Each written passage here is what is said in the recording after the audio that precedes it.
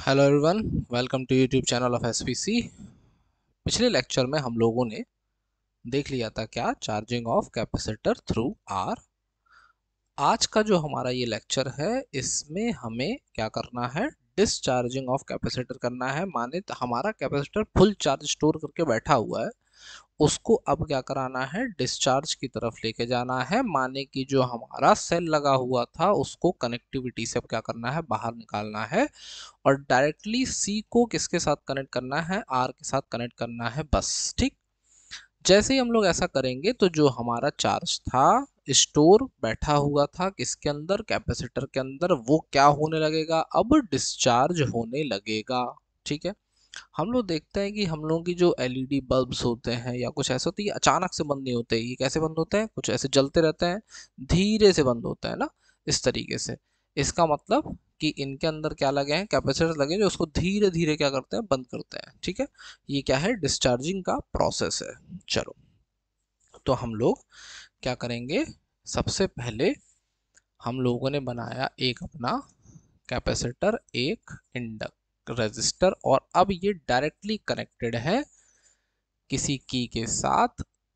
जो कैपेसिटर है उसका कैपेसिटेंस C है, रेजिस्टर जो है उसका रेजिस्टेंस क्या है, हमारा R है। ठीक है। ये हमारे पास सिचुएशन है। अब अगर हम लोग इसमें देख रहे थे कि पहले क्या लगा था, E लगा था, अब नहीं लगा है। तो अब अगर इसमें हम लोग KVL लगाएंगे तो क्या होगा, ध्यान से देखो।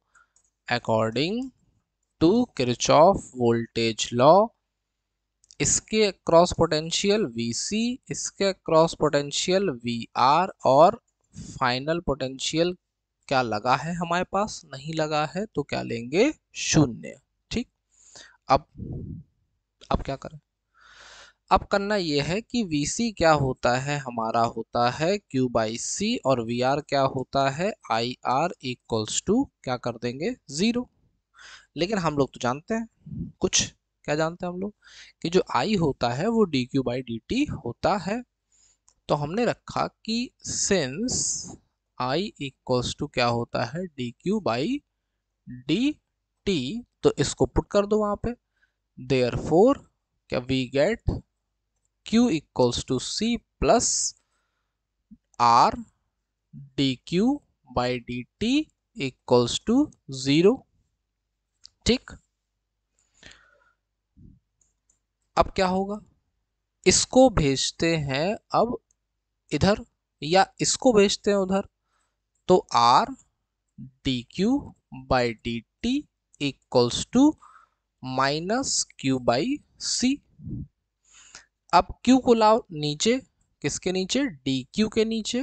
dQ के नीचे तुमने अपने Q को ले आया, dt गया इस तरफ, नीचे कौन बैठा, C, ऊपर से नीचे कौन आ रहा, R, और साथ में साइन किसका लगा है, माइनस का लगा है। अब देखो ये कैसा फॉर्म बन गया, वेरिएबल आर सेपरेबल टाइप का फॉर्म बन गया। अब क्या करेंगे, अगली लाइन में हम लोग लेंगे इंटीग्रल्स, तो take integrals both side.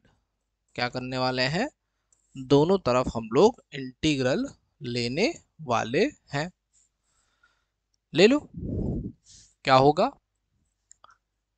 dq upon q equals to minus 1 upon R C, और यहाँ पे dt, तो dq by q, dq by q का इंटीग्रेशन क्या होगा, 1 अपॉन एक्स का इंटीग्रेशन क्या होता है, log e base x।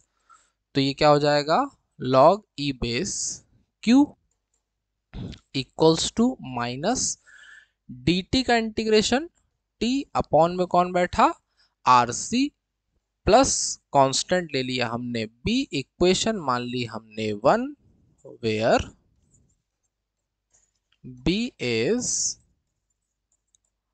Constant of integration. जो b है हमारा क्या है, कांस्टेंट ऑफ इंटीग्रेशन है। अब अगर b कांस्टेंट ऑफ इंटीग्रेशन है तो अब क्या करना पड़ेगा, हमको इसकी वैल्यू को फाइंड आउट करना पड़ेगा। चलो अब एक बात बताओ कि जिस समय क्या था, टाइम 0 था, उस समय पिछले मतलब चार्जिंग कर रहे थे तब क्या लिमिट ली गई थी, टाइम 0, तो Q इक्वल्स टू 0। लेकिन चार्जिंग करते समय हमने कैपेसिटर को क्या कर दिया है, पूरी मात्रा में चार्ज कर दिया है, माने उसकी मैक्सिमम अमाउंट स्टोर करने की जो कैपेसिटी है वहां तक क्या कर दिया है, उसको चार्ज कर दिया है।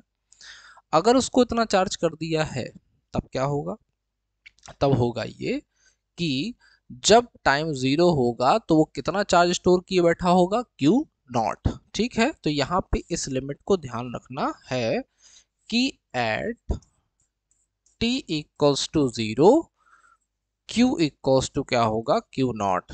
देयरफॉर यहाँ पे क्या मिलेगा हम लोगों को, log e बेस Q की जगह Q नॉट, Q की जगह Q naught equals to minus, इसको 0 कर दो डायरेक्ट, क्या माइनस लगाएं, t की जगह 0 प्लस b, तो डायरेक्ट लिखते हैं कि ये मिल गया हमको कांस्टेंट ऑफ इंटीग्रेशन की वैल्यू, क्या मिला, b equals to log e base Q naught, b equals to log e base Q naught. ठीक है, अब इसी को हम लोग इक्वेशन नंबर 1 में पुट कर देंगे, तो पुट कर दो, पुट इन इक्वेशन 1, क्या होगा, वो कौन बैठा है देखो, बैठा है log e base Q equals to minus T upon R C, और b की वैल्यू क्या आ गई, plus log e base Q naught. अब क्या करें, अब उस log e base Q naught को ले आओ इधर, ले आ, देखो ये log e base Q minus log e base Q naught, उठा ला, और सामने कौन बैठा, minus T upon R C. कभी भी log दिखाई देते हैं, log a minus log b, तो वो क्या बन जाता है, log a अपॉन b बन जाता है। तो ये क्या बनेगा, ये बनेगा हमारा log e base Q upon Q naught, सामने कौन बैठा था, minus T upon R C. अब फिर वही बात आ गई कि अगर लिखा है log e base x equals to y, तो e की पावर में चढ़ेगा सामने वाला, e power y equals to x। इसी का हम लोग यहाँ पे क्या करेंगे, यूज, तो हमको क्या मिलेगा, Q अपॉन Q नॉट, यहाँ बेस कौन बैठा, e, तो e की पावर में चढ़ गया कौन, सामने वाला, e power minus T upon R C. ठीक, अब Q नॉट को भेजा यहाँ, तो हमें मिल गया Q equals to Q naught E power minus T upon R C, और यही क्या है हमारा डिस्चार्जिंग ऑफ कैपेसिटर के लिए किसी भी पर्टिकुलर टाइम पे चार्ज की जो वैल्यू है वो। ठीक है, चार्ज का एक्सप्रेशन है, कौन से चार्ज का, ट्रांजिएंट चार्ज का एक्सप्रेशन ना, कल बता रहे थे पिछले लेक्चर में कि ट्रांजिएंट चार्ज, ट्रांजिएंट एनालिसिस जो होती है उसमें हमें चार्ज और करंट के जो एक्सप्रेशन मिलते हैं उन्हें ट्रांजिएंट चार्ज और ट्रांजिएंट करंट कहते हैं। कब कहते हैं, जब डीसी पावर सप्लाई का यूज किया जाता है। ठीक है, जैसे ही एसी पावर सप्लाई का यूज करेंगे वैसे ही हम लोगों को इस एनालिसिस के मेथड को बहुत चेंज करना पड़ेगा, जिसमें हमें काफी सारे बदलाव, वेक्टर एनालिसिस का प्रयोग करना पड़ता है। ठीक है, चलो, अब अगर Q आ चुका है तो तुम्हें तो पता है कि I इक्वल्स टू क्या होता है, dq बाई dt। तो नाउ करंट, करंट क्या होती है, I equals to dq by dt। Q का पूरा पूरा एक्सप्रेशन उठा के यहाँ पे रख दो, Q नॉट ई power minus T upon R C. Q नॉट क्या है, कांस्टेंट है, कांस्टेंट है तो डिफरेंशिएशन में कहाँ आ जाएगा, बाहर आ जाएगा। डिफरेंशिएशन हम लोग करेंगे किसका, e power minus T upon R C का। ई पावर कभी भी कुछ होती है तो उसका डिफरेंशिएशन भी वही आता है, लेकिन पावर का दोबारा से करेंगे, तो minus T upon R C का टी का क्या हो जाएगा, 1 माइनस अपनी जगह पे और ये RC, ठीक। तो क्या हो जाएगा, ये बनेगा आगे हमारा I equals to Q naught अपनी जगह पे e power minus T upon RC का डिफरेंशिएशन यही हो गया, और माइनस टी अपॉन RC का दोबारा किया तो आगे आगे -1 अपॉन नीचे RC। अब Q नॉट बाई C, तो यार हम लोग कुछ कह रहे थे कि कुछ होता है, क्या होता है, ये होता है E, जो तुमने E लगा के पहले से रखा था, जिस E को लगा के तुमने कैपेसिटर को क्या किया था, चार्ज किया था। अब E बाई आर कौन होने वाला है, E बाई आर होने वाला है मैक्सिमम अमाउंट ऑफ करंट, तो E equals to minus T upon R C. ये आ गया ट्रांजिएंट करंट का हमारा एक्सप्रेशन, ठीक। अब क्या करोगे, अब क्या करते थे इसके बाद जैसे ही एक्सप्रेशन हम लोग निकालते हैं, उसके बाद हम लोग टाइम कांस्टेंट को अप्लाई कर देते हैं, तुरंत फाइंड आउट करते हैं कि टाइम कांस्टेंट पे क्या सिचुएशन हमको देखने को मिल रही है, ठीक है। तो चलो आ जाओ टाइम कांस्टेंट पे। तो at time constant t equals to tau equals to RC, क्या होगा, Q equals to Q naught E power minus T upon RC होता है, तो RC अपॉन RC, RC ने RC को निपटा दिया, ई पावर बचा -1, -1 का मतलब क्या होता है, ई आ गया नीचे, और तुमको गला फाड़ फाड़ के चिल्ला चिल्ला के बता रहे हैं कि जो ई होता है उसकी वैल्यू 2.7 से हल्की सी ज़्यादा होती है, तो इसको जैसे ही हम लोग सॉल्व करेंगे तो ये हमें मिलेगा 0.368 क्यू नॉट, इसका मतलब 36.8% ऑफ क्यू नॉट, माने कि जो हमारा टाइम कांस्टेंट है वो टाइम है जिस टाइम पे मैक्सिमम चार्ज कहाँ फॉल कर जाएगा, डिस्चार्ज होके 36.8% पे। तो क्या लिखोगे टाइम कांस्टेंट के बारे में, the time in which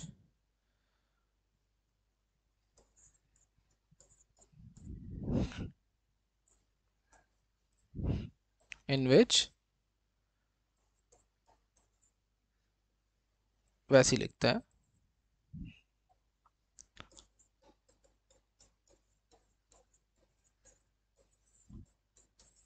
discharge of capacitor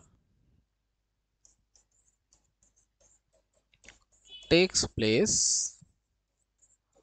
up to 36.8% of maximum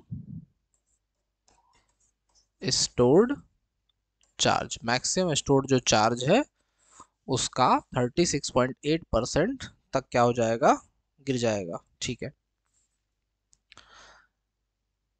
this is known as, क्या कहते हैं इसको हम लोग, कैपेसिटिव टाइम कांस्टेंट। क्या कहते हैं, कैपेसिटिव टाइम कांस्टेंट कहते हैं, ठीक है। इसको क्या कहते हैं हम लोग, कैपेसिटिव टाइम कांस्टेंट। चलो अब जब टाइम कांस्टेंट की बात भी समाप्त हो गई, एक्सप्रेशन भी आ गए हैं, तो ग्राफ रफ बना लो, मन करे तो है, आ जाओ आ जाओ ग्राफ बना लेते हैं। ग्राफ हमारा किसके बीच में, एक एक्सेस पे हमारा कौन बैठा, टाइम बैठा, दूसरी एक्सेस पे कौन बैठा, हमारा चार्ज बैठा। हम लोग देख रहे हैं कि अब की बार क्या हो रही, डिस्चार्जिंग हो रही, कैसे हो रही, एक्सपोनेंशियली। तो क्या होगा, चार्ज अब की बार डिस्चार्ज हो रहा है। तो ये जो ग्राफ तुम शो कर रहे हो ये किसका है, Q equals to Q naught E power minus T upon RC का। अब इसके अलावा हम लोग क्या दिखाते हैं, इसके अलावा हम लोग दिखाते हैं टाइम कांस्टेंट को। तो टाइम कांस्टेंट वो टाइम है जिसपे ग्राफ क्या कर रहा है,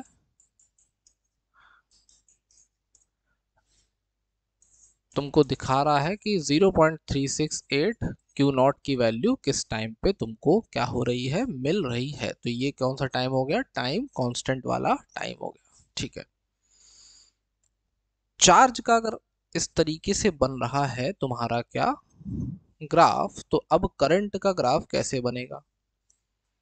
करंट के ग्राफ पे जब तुम आओगे तो अब की बार तुमको मामले को पलटना पड़ेगा। क्यों पलटना पड़ेगा, क्योंकि शायद तुमने ध्यान नहीं दिया कि जो तुम्हारा करंट का एक्सप्रेशन आया हुआ है वो देखो क्या आया हुआ है भाई, minus I goes to minus I naught E power minus T by R C आया है।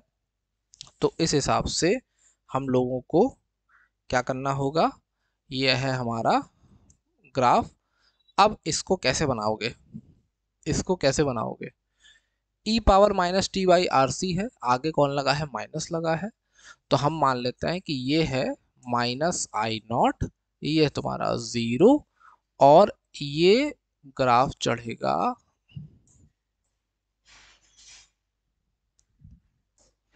कैसे, ऐसे। ठीक, ये है तुम्हारा I equals to minus of I naught E power minus T by R C. पिछले वाले में ग्राफ देखा था हम लोगों ने, कैसा बना था, ऊपर से नीचे की तरफ ना, यही तो हुआ था। चलो, तो ये हमारा क्या हो गया, डिस्चार्जिंग ऑफ कैपेसिटर। एक बार फटाफट स्क्रीनशॉट लेते जाएंगे और समरी सुनते जाएंगे।